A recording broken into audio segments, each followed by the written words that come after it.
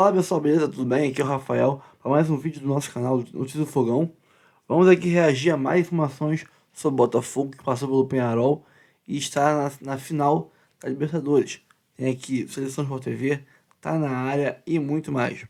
Pessoal, antes de começar o vídeo, curta, comente, compartilhe, se inscreva no canal e ative o sininho para receber avisos de cada conteúdo que pingar aqui no canal Notícias do Fogão. Eu sou o Rafael e bora pro vídeo.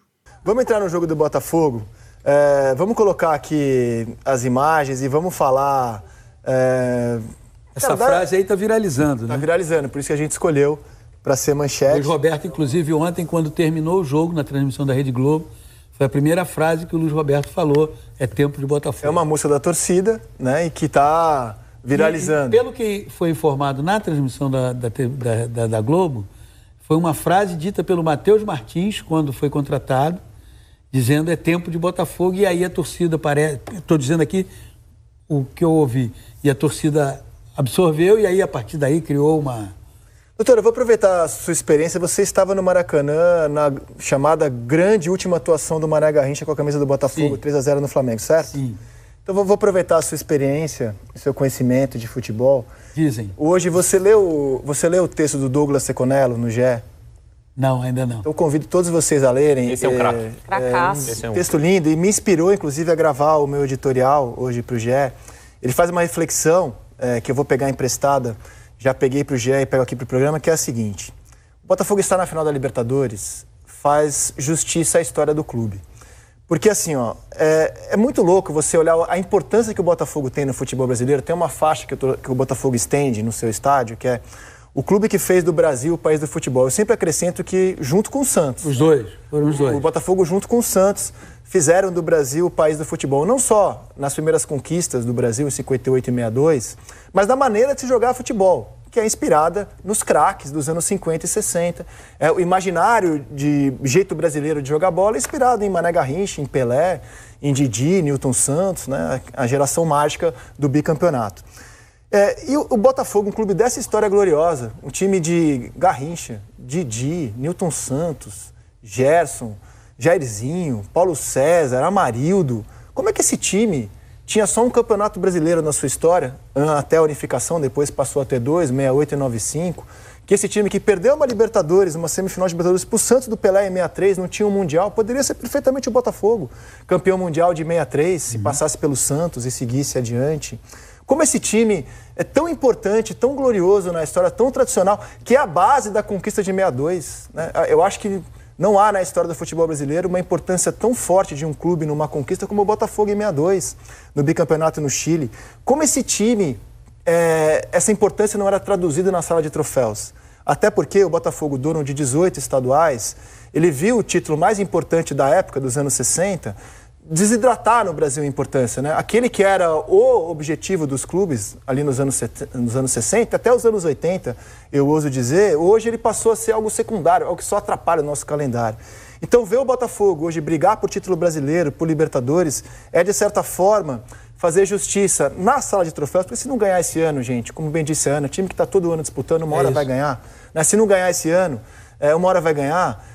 Então, assim, o Botafogo tem a chance de fazer aquilo que o Galo fez em 2013, porque o Galo também tinha uma história gloriosa, e você fala, como é que um time desse tamanho só tem um brasileiro? Até 2013, quando ele ganha Libertadores, depois engata 2 Copas do Brasil e Campeonato Brasileiro. Então, o Botafogo tem essa chance esse ano de ver materializada na sala de troféus taças que façam mais justiça à importância que o Botafogo tem na história do futebol brasileiro. Assim, numa terra onde o passado é considerado duvidoso, é importante você, nesse presente, estar se reencontrando com a possibilidade de ganhar títulos, né? Porque o passado pouco importa. Quando você fala de 1962, só para exemplificar, tinha Didi, Newton Santos, Garrincha e o Amarildo, que substituiu o Pelé, não é? E o Amarildo sai consagrado daquela Copa do Mundo. O Nelson Rodrigues, inclusive, o apelidou de O Possesso. Tamanha era a maneira como ele jogava, a capacidade de doação que ele tinha. Em 70 também tem isso. Agora, o clube, ao longo dos anos, talvez o Botafogo tenha sido o clube que mais empilhou dirigente incompetente na sua história. Vou ficar aqui, vou reduzir a análise para o século XXI. É impressionante o número de dirigentes, exceto o Bebeto de Freitas, o número de dirigentes incompetentes que o Botafogo foi empilhando, um atrás do outro, a chegar praticamente a uma situação de insolvência que só não se oficializou porque aí você tem sempre um componente que é fundamental, que é a torcida. A torcida, quanto pior está a situação, o torcedor se sente numa obrigação de cada vez mais estar presente. Eu me lembro, voltando muito no tempo, o longo período de jejum do Corinthians. E aquela época era uma outra época, não era uma época que a notícia circulava assim. Uma das coisas que mais fazia assim transtorno, a gente estava no Maracanã, a época ainda era a DEG Informa, Pacaembu, Pelé, Santos 1, Corinthians 0. Aí você falava, pomba, caramba, o Corinthians não... E empilhava frustrações e a torcida do Corinthians só aumentava. Só aumentava. Porque o drama faz isso. Tem uma hora que o torcedor fala assim, se não for a gente, quem é que vai ser? Porque não adianta confiar nesses caras que estão administrando o clube. Com o Botafogo aconteceu isso. Aí vem o retorno à Série A, vem uma mudança do ponto de vista administrativo, sai de um perfil retrógrado e mergulha num outro, de uma SAF que começou a dar respostas. E agora tem essa possibilidade, não é nem possibilidade mais, esse reencontro com a história do clube. A história do clube é um clube que disputa, é um clube que vai, como bem observou a Ana, ganhar ou perder é do futebol. Agora, estar presente ali é que faz a diferença.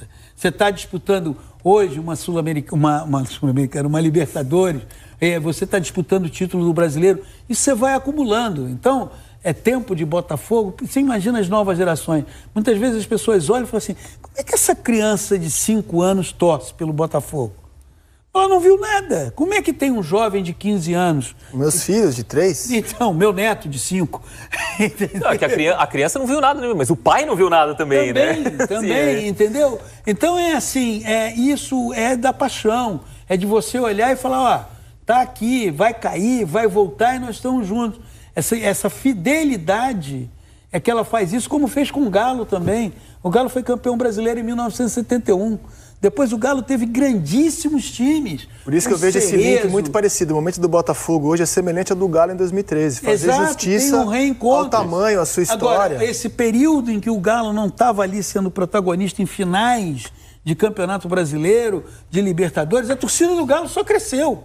Ela não ficou diminuindo, não vou torcer. Não, ela foi crescendo. Porque aí tem uma coisa chamada mágica do futebol. O futebol faz isso. Só o futebol. Agora, vamos entrar no jogo de ontem e começar mostrando a festa de um pentacampeão da América, que é o Peñarol. Eu achei o que o Peñarol fez, eu vou tratar o que aconteceu no Rio de Janeiro como um grão de areia dentro da grandeza desse clube, tá? Aquilo eram 200 pessoas que não são o Peñarol. Elas são também parte de um clube de futebol, mas elas não definem o Peñarol. O que define o Peñarol é isso daí. Um time que entrou em campo com a causa perdida, né? Tendo que tirar uma vantagem de 5 gols de um time muito melhor que ele, e ainda assim a torcida do Peñarol foi lá para demonstrar o seu amor. Isso é uma demonstração do que o PC acaba de falar sobre o Botafogo. O Peñarol não ganha um título, um título internacional, uma Libertadores desde 1987, não chega à final desde 2011 e está num mercado muito pequeno. O Peñarol nunca mais vai ser campeão da Libertadores, nem o Nacional. Porque não tem dinheiro, é muito, assim, pode acontecer, montar um time, mas não vai acontecer, vai ser sempre esmagado. Vai ser esmagado por brasileiros e argentinos. Agora, jogou ontem, assim, com um coração e com uma competência, assim, cara. Jogou muito bem. Foi bonito ver o Peñarol jogar ontem. Foi bonito. E o Botafogo parecia assustado, assim, não sei se com o ambiente. Acho que tá tudo justificado, que aliás só pra... Você tira 5 titulares, eu acho que qualquer time fica desfigurado. Deu 5 no primeiro jogo. Mas o Botafogo não conseguia segurar a bola. Assim, então, essa foi a mudança mais acentuada no perfil. Aí já tava 1-0 e o goleiro, o Aguerre, vai fazer essa baixíssima contagem neuronal. Cara, não dá isso aí. Foi expulso. Foi lá. A velha história, exemplo de Macheza. Isso. Isso é de uma estupidez atroz. Eu acho que não é isso não, PC. Eu acho que tem essa questão da Macheza, mas eu acho que eu vou usar um eufemismo aqui para as pessoas não entenderem. É um limite de inteligência, né? Só te interromper, porque na imagem está uma das cenas mais bizarras que eu já vi na história do VAR. O juiz dá um pênalti pro Botafogo, né? É um pênalti que, pela a jogada imagem, prossegue. Você vê, aconteceu. Não, ele interrompe a jogada. Ele interrompe a jogada. Ele interrompe, mas... Seria gol. Ou seria uma ótima chance de gol. Só que ele é convidado a rever o lance pelo VAR. Isso. Ele anula o pênalti. Teve um jogo do Cuiabá, não teve? Que teve um lance assim. Pra mim foi pênalti, não sei se pra vocês foi. Eu também achei Se é no Brasil, é pênalti. achei pênalti. Se é aqui no Eu não achei Brasil, pênalti, mas ele... Fiquei sem entender nada. Mas ele devia ter deixado Fiquei sem entender nada. Piero Massa, o nome do aplicador. Claro, o objetivo dele ali era deixar o jogo seguir. Ele não cumpriu o protocolo do VAR. E aí o Botafogo vai igualar o Peñarol em falta de inteligência e vai ter um jogador expulso, Matheus Ponte. Aliás, uruguaio. Ele foi formado no Danúbio. Ele entrou com o espírito que eu estou jogando Danúbio contra Peñarol. Isso, eu vou... Entende? E aí... Um adolescente, que recém saído da adolescência, e aí ele se deixou envolver por esse espírito do Danúbio contra Peñarol e transformou O Botafogo mais supersticioso estava esperando dar 43 para comemorar. Esse gol foi aos 42. Ele falou, agora acho que dá. Não dava, porque ainda teve mais um gol do Peñarol na sequência. Enfim, cara, eu acho que é um jogo que é pra gente refletir sobre a maneira como se lida com futebol muitas vezes. Que o time que é eliminado não é uma porcaria, não é todo mundo mercenário, vai embora, seu perdedor, seu loser, e que você pode aplaudir seu time também na derrota, como fizeram. O Peñarol ganhou de todos os rivais que ele enfrentou na Libertadores. Achou brasileiro. Ganhou do Galo na primeira fase, ganhou do Botafogo, ganhou todo mundo. Ganhou do Flamengo. E ganhou dos dois finalistas. Mas veja bem, olha que lindo, gente. É uma campanha... O time está eliminado. Eu tinha um jogador chorando aqui aos prantos de campo. Lindo. Agora, quando você fala isso, André, eu acho que você está se referindo ao futebol brasileiro, né? Porque no Brasil ganhou, tá bom, perdeu, não presta. Perfeito. A nossa análise é uma análise resultadista. Nós também contribuímos para isso. Desfruta muito pouco do futebol, A gente contribui para isso. Na véspera, o River empatou com o Galo e quando terminou o jogo, a torcida do River reverenciou os jogadores do River. Nós não somos capazes de fazer Entendendo que eles chegaram no limite e deixaram tudo em campo, exatamente como os uruguaios. Então, o limite deles é esse, cara, semifinal de Libertadores. Aliás, passaram do limite, passaram do limite. Mas nós não, quando você fala isso, eu acho que você está se referindo, me corrija se eu estiver errado, muito a nós, ao nosso comportamento. Nosso comportamento é o seguinte, quando você ganha, você é muito bom. Quando você perdeu, você não presta. Não serve para nada. Você deu vexame. Você passou vergonha. São essas as palavras que a gente usa para quando é eliminado. Aqui só vale quando a gente ganha. E isso também é reverberado por nós aqui. A gente fala muito, a gente terceiriza, dizendo, porque o torcedor... Não! Nós, na imprensa, somos assim. Já no Newton Santos, depois da goleada de 5-0, os torcedores do Peñarol, que lá estavam, que só puderam deixar o estádio às 2 da manhã aqui no Brasil, a exemplo dos brasileiros lá, porque torcedor visitante na América do Sul é tratado com menos dignidade que prisioneiro de guerra, essa aqui é a verdade. E aqui no Brasil, os uruguaios que lá estavam também aplaudiram o time depois do 0-5. Nessa altura do campeonato, no ano passado, o Botafogo já estava em crise? Já. Essa altura... 31ª rodada? Ele estava trocando já... Não, assim... Porque o Palmeiras assume na 34ª, quando começou a crise. Né? Quando o Palmeiras assume... Já, porque o Lúcio Flávio entra faltando 12 rodadas. A contratação do Lúcio... Pra mim, a crise começa quando perde do Flamengo no Newton Santos. Aquilo é o ponto de partida da crise do ano passado. Não, como em um ano, assim, claro. Tava tudo bem até aquela derrota. Ali o Botafogo começou a surtar. O técnico alopra. Como o tempo dá e o tempo tira, né? Assim, se você for olhar de uma forma mais romantizada, foi um ano muito difícil, porque você termina a temporada da forma como terminou. Fora até da disputa direta da Libertadores. Aí você faz um campeonato estadual horroroso. Não tinha nada, né? A gente começa a temporada colocando o Botafogo aonde? Lá, tiramos o Botafogo o 4-3 foi 30ª rodada. Então, pra mim, a crise começou antes. E o Palmeiras assume a liderança na 34ª, né? Enfim, vou ficar fazendo pegadinha aqui da memória. Mas o que eu quero dizer é o seguinte... eu tô só fingindo que não sei. Não sei que não é comigo, porque eu não sei. A gente pegar esse um ano, somando, ou 31 de outubro de 2023 para 31 de outubro de 2024, olha quanta coisa aconteceu.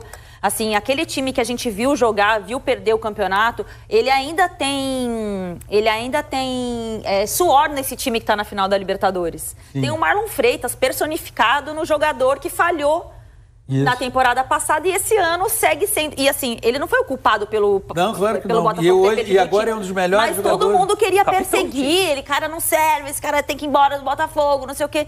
Um ano depois, ele é um dos melhores jogadores do Brasil. Um dos que tem maior influência no futebol do melhor time do Brasil, que é o Botafogo.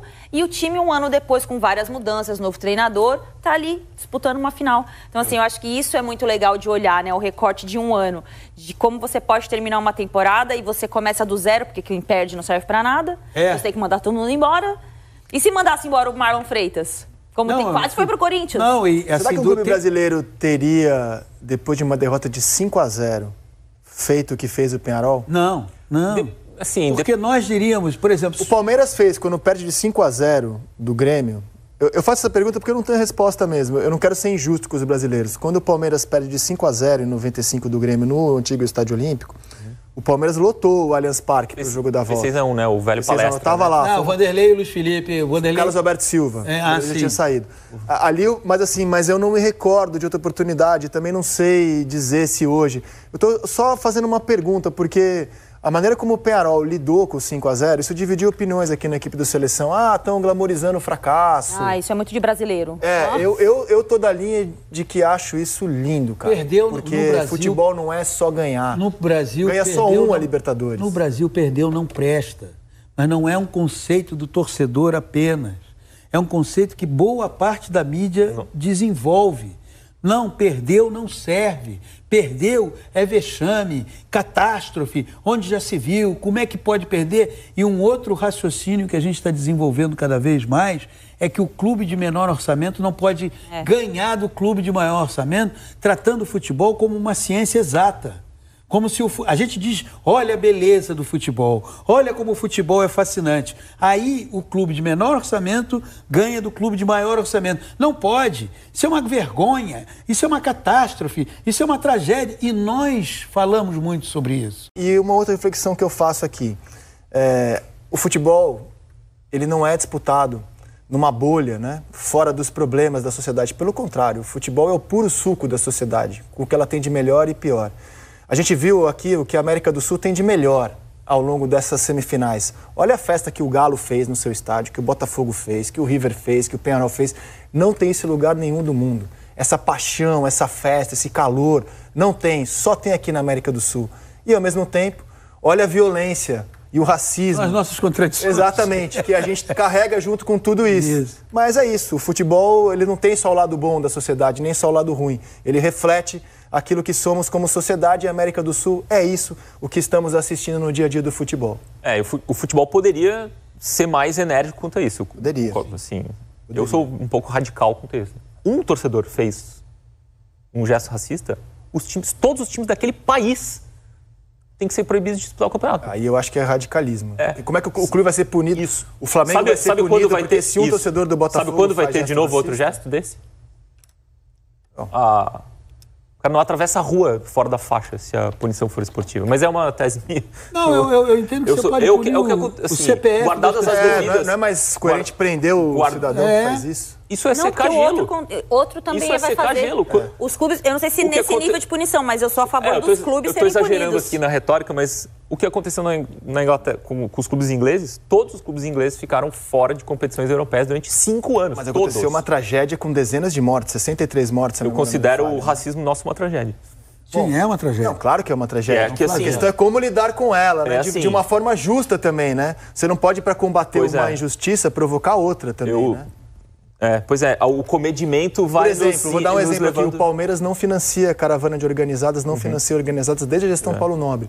Que sentido faz você punir o Palmeiras porque é organizada, que não tem nenhuma relação comercial com o clube, está praticando crimes? Pois é. É complexo. É complexo. É complexo. O que não é complexo é que a final está definida e vai ser uma América em preto e branco na final do Monumental. A gente vai mostrar para vocês as agendas de Galo e de Botafogo até a grande decisão. E a agenda do Botafogo tem uma grande questão, que é um jogo contra o Palmeiras a 4 dias da final. Então aqui está para vocês. O Galo tem Copa do Brasil nesse fim de semana.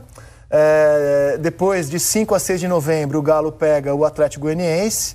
O Botafogo terá o clássico contra o Vasco. Aí o jogo da volta da Copa do Brasil é no dia 10. Nesse fim de semana, dia 9, o Botafogo encara o Cuiabá. Depois tem Brasileirão, Flamengo e Galo, uma sequência de 3 Flamengo e Galo. E a final, e pelo Campeonato Brasileiro, eles vão se enfrentar no dia 19. 11 dias antes da final. Que é muito curioso. Provavelmente o Galo tratando esse jogo com uma importância que o Botafogo será muito maior para o Botafogo, por razões óbvias. Depois o Galo vai visitar o São Paulo, o Botafogo vai receber o Vitória. E aí, na terça-feira, a confirmar, mas a CBF meio que já informou isso para todos os jornalistas que apuram a situação. Na terça-feira, a 4 dias da final, o Galo pegará o Juventude, provavelmente com um time completamente reserva. E o Botafogo vai enfrentar o Palmeiras, podendo ser o duelo definidor do título, e aí vão para a final. Por mais que o Galo tenha final com o Flamengo, eu olho esse duelo com o Palmeiras e eu acho que a grande encrenca está do lado do Botafogo, no calendário até a final do Monumental, porque tem esse jogo a 4 dias da final, que não é um jogo qualquer. Não é um jogo qualquer. E esse Galo e Botafogo é interessantíssimo pelo Campeonato Brasileiro. Dia 19, 11 dias antes. É muito interessante esse jogo, porque o Botafogo tá querendo ser campeão brasileiro, não vai poupar nada. E o Galo vai tentar causar dano ao Botafogo, vai tentar uma demonstração de eu posso ganhar de você há 10 dias antes da final, ou vai dizer, eu não tô nem aí pra esse jogo. Também se vai ser um Galo que já que conquistou a Copa do Brasil, que não conquistou a Copa do Brasil. Pois vai ter que dar uma resposta pra torcida, vai ter que... Eu acho fascinante esse jogo aí no meio do caminho. Acho muito interessante esse jogo. E eu tô pensando nesse Palmeiras e Botafogo a 4 dias da final, cara. Em São Paulo. Coitado do Botafogo, que vai ter que jogar 2 finais em 4 dias. Cara.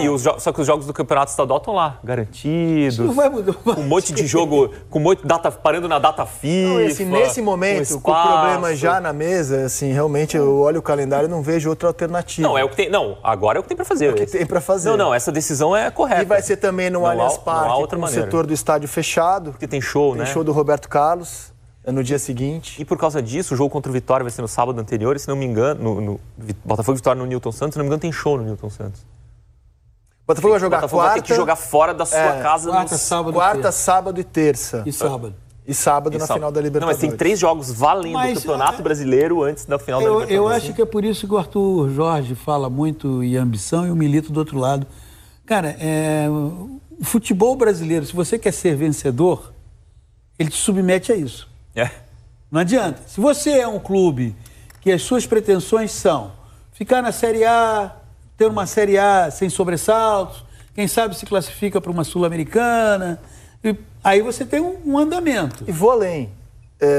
Final da Libertadores no sábado. Aí você vai ter rodadas de Campeonato Brasileiro. 1 e 8. Quarta e domingo. Isso. Digamos que seja o Botafogo, né? Campeão da Libertadores, aí você tem que voltar para brigar pelo título brasileiro, a Vera. Isso. E aí, 3 dias depois... Dia 11. Do fim do Campeonato Brasileiro, é a sua estreia no Intercontinental. Isso. É isso, amigo. É todo dia de emoção agora até o fim do ano. Tá na área de volta nessa quinta-feira à noite, lembrando que temos confronto brasileiro definido na Libertadores. Já tínhamos a indicação na semana passada, mas confirmados Atlético Mineiro e Botafogo na final da Libertadores, da Conmebol Libertadores, no próximo dia 30 de novembro. Mas como o torcedor alvinegro gosta de dizer, botafoguense, nunca é fácil, nunca é tranquilo. Mesmo depois de um 5-0, ontem o torcedor alvinegro passou um nervoso. Eu acho até que mais porque o torcedor alvinegro é desconfiado, né? É um pouco pessimista, porque tinha uma vantagem boa no placar. Mas, de fato, é uma apresentação do Botafogo muito aquém do que a gente tem visto, né, Coutinho? Um time que pareceu, a mim pelo menos, pareceu nervoso, dando muito espaço, né? Um time sem o controle do jogo que a gente tem visto em outras partidas, né? O Grafa até chegou a citar isso no início do programa. Acho que tudo que envolveu o jogo, né, somado à vantagem, até o time misto que o Botafogo jogou, são os 3 fatores que influenciaram demais na situação muito ruim do Botafogo realmente, né? A gente não viu nada daquilo que o Botafogo costuma fazer, costuma ser um time que quer ter a bola, que é agressivo, nos momentos em que é atacado nesse cenário de Libertadores consegue, né, ter um pouco mais de segurança do que teve ontem. Acho que o principal problema ali para o torcedor alvinegro veio na hora do segundo gol do Peñarol, né, porque é um gol muito no início do segundo tempo, e aí você teria ali cerca de quase 40 minutos de jogo contando os acréscimos para tentar fazer mais 3 gols. Mas acho que esse fato que a gente está vendo na tela aí, ó, essa cena bizarra, né, do Aguerre, goleiro do Peñarol, pisando no pé do John, tentando cavar desesperadamente um cartão pro John ali. pelo simples prazer de prejudicar o John, né? Porque ele queria tirar o John da final. Ele sabia que o John estava pendurado, queria tirar o John da final. E se tirou. E ele se tirou. E se tirou. Acabou não conseguindo e prejudicou o time dele, né? Que poderia pressionar no segundo tempo. Então, bem feito. E, assim, é um jogo, assim...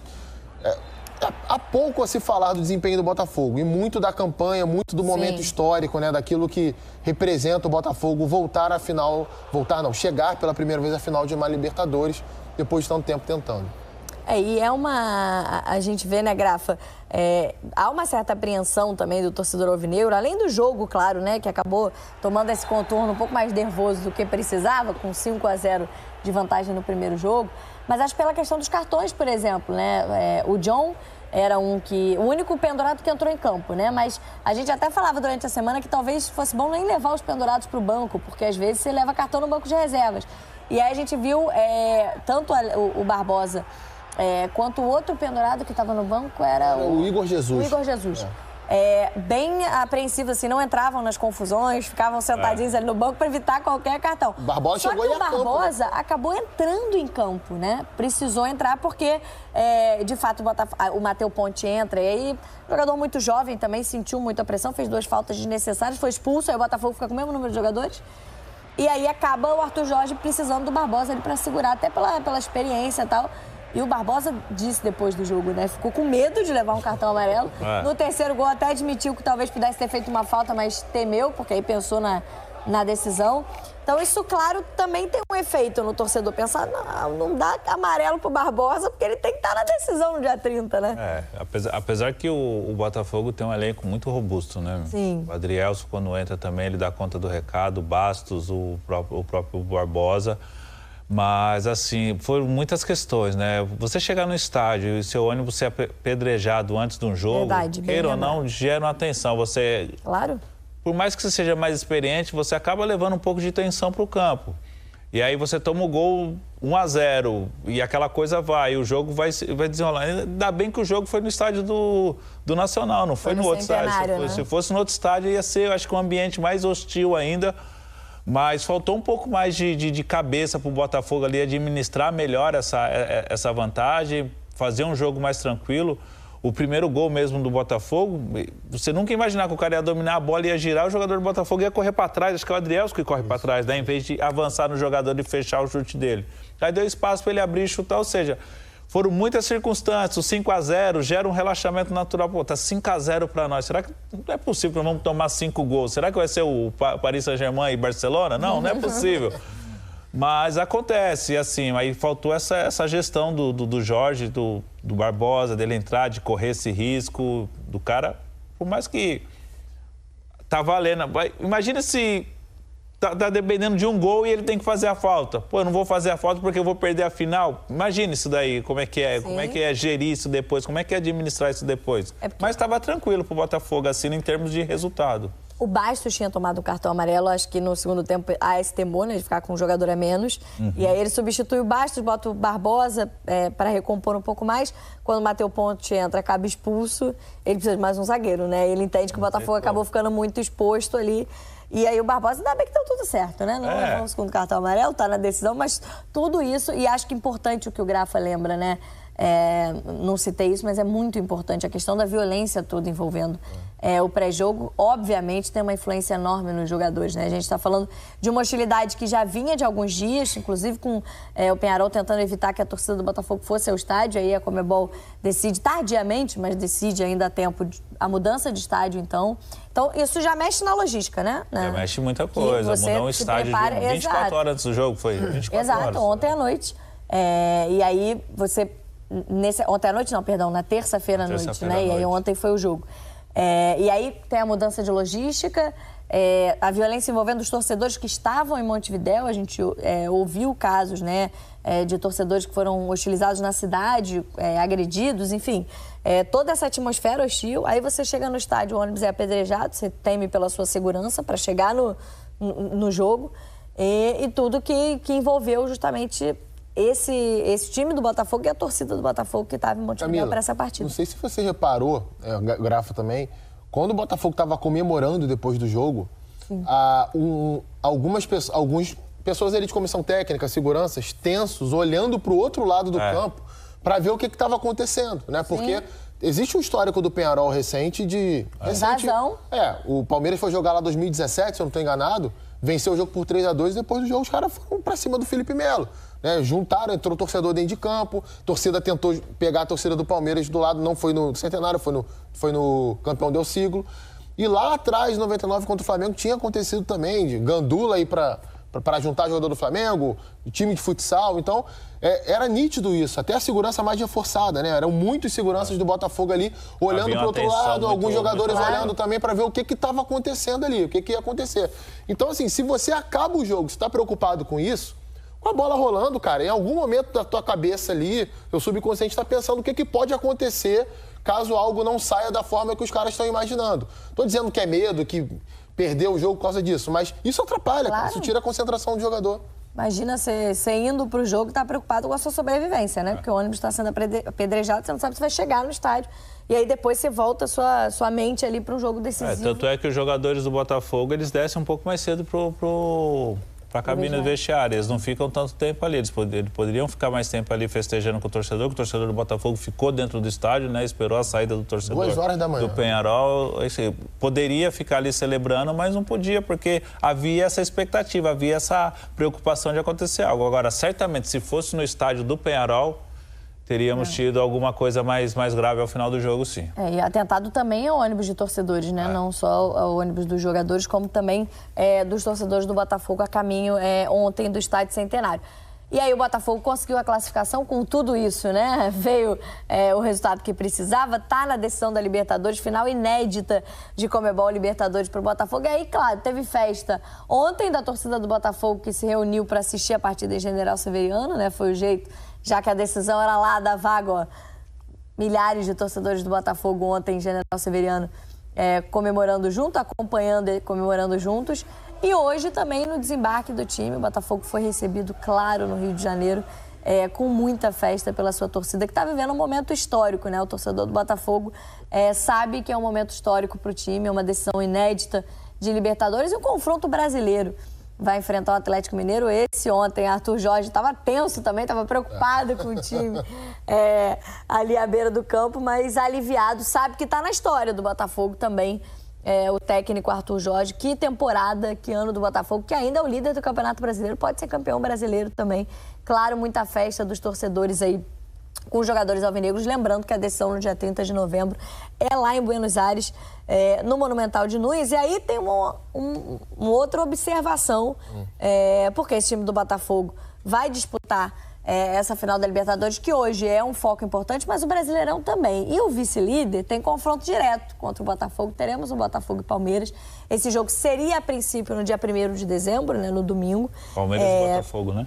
Palmeiras e Botafogo, que o jogo é lá, no Allianz Parque. Mas esse jogo estava marcado para o dia 1º de dezembro e a CBF já remarcou para o dia 26, ou seja, ela antecipou para terça-feira da semana decisiva da Libertadores. Ou seja, o Botafogo jogará contra o Palmeiras, valendo ali possivelmente a liderança do Brasileirão na terça-feira, e no sábado, em Buenos Aires, o jogo contra o Galo pela final da Libertadores. E lembrando que a Conmebol exige que 3 dias antes o clube já esteja na cidade onde vai acontecer a decisão. Então, na quarta-feira, o Botafogo já tem que viajar para Buenos Aires.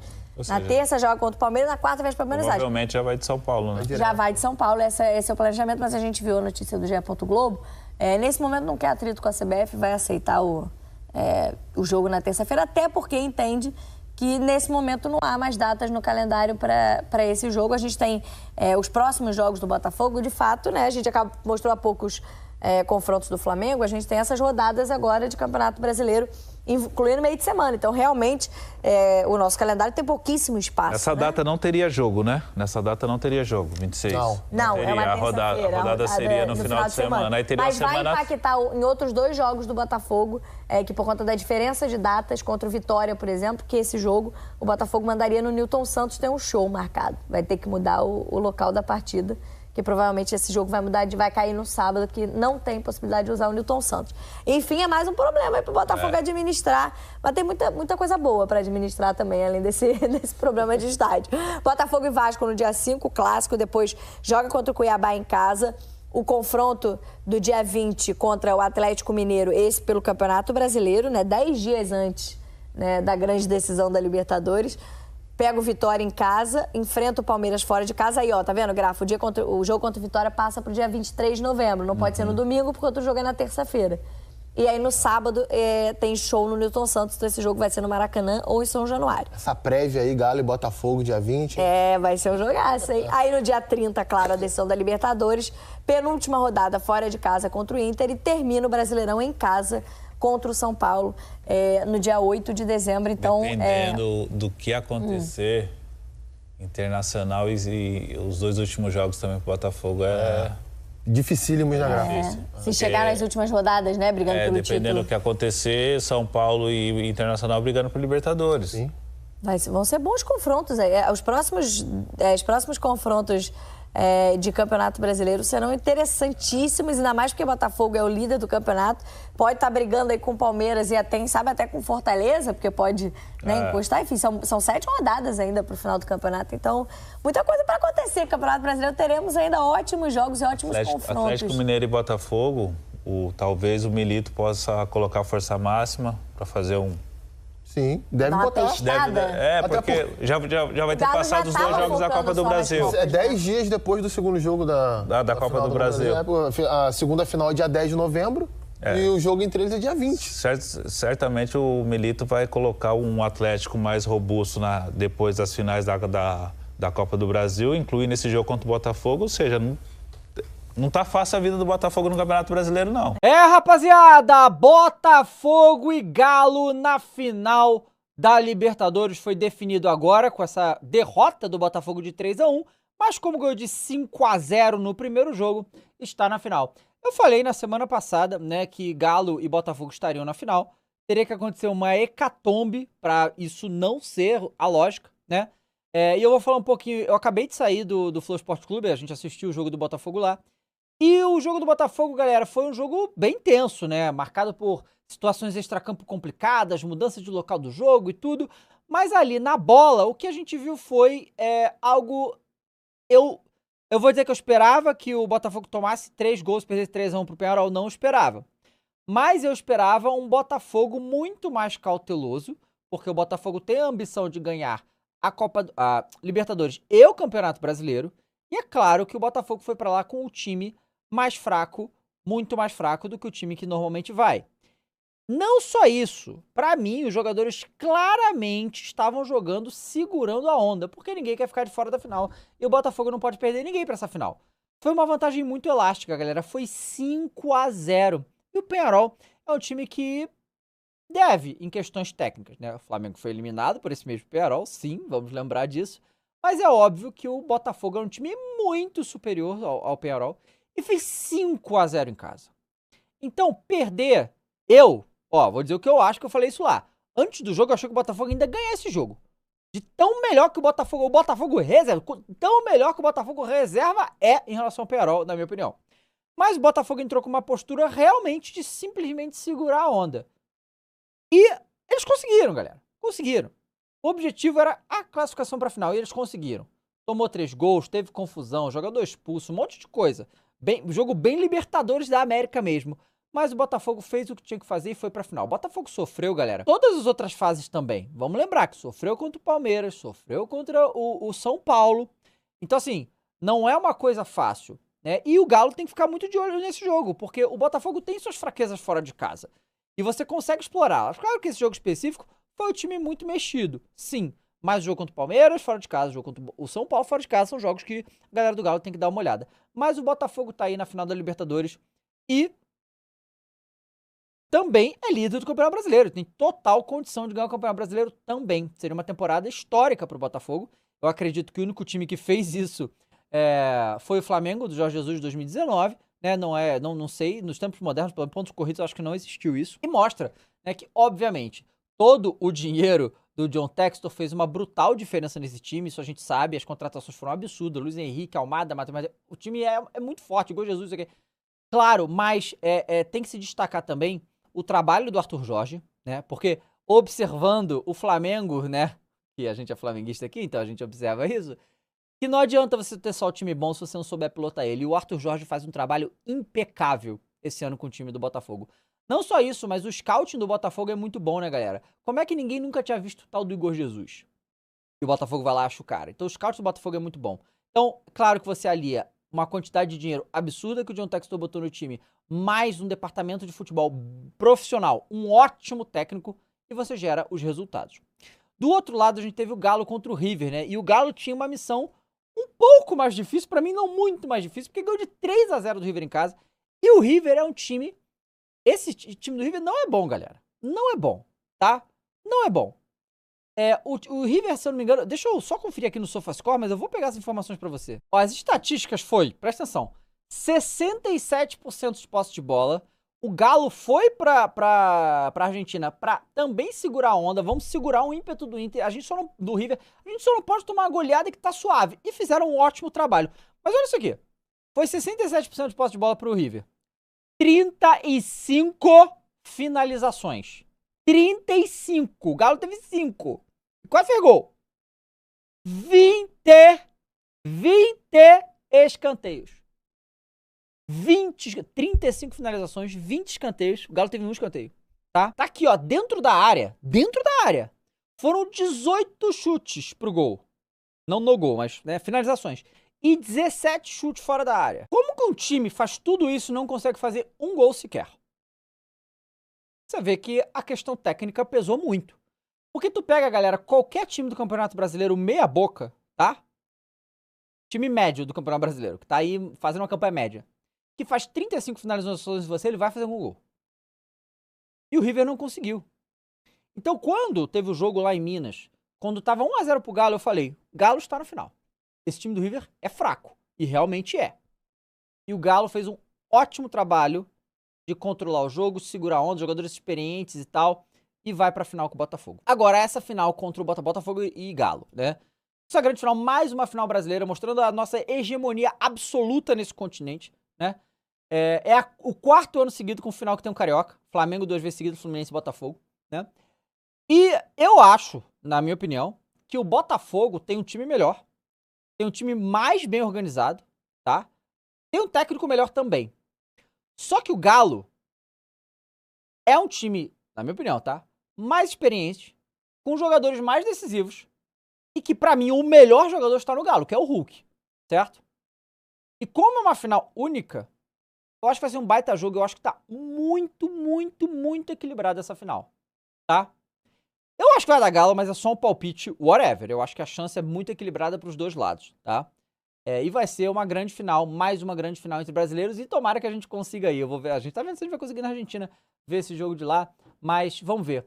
E aí, o que vocês acharam dessa final, galera? Botafogo e Galo, final da Libertadores Brasileira, uma final inédita, 2 alvinegros, vai ser bem, bem interessante e vamos acompanhar tudo aí quando tiver o jogo. Bom, pessoal, então é isso, o Botafogo aí está figurando na quarta final só de brasileiros nos últimos 5 anos. Brasil que dominou totalmente a Libertadores desde 2019, que tem brasileiro em todas as finais, né? Acho que também desde 2019 a gente ganha todos os títulos.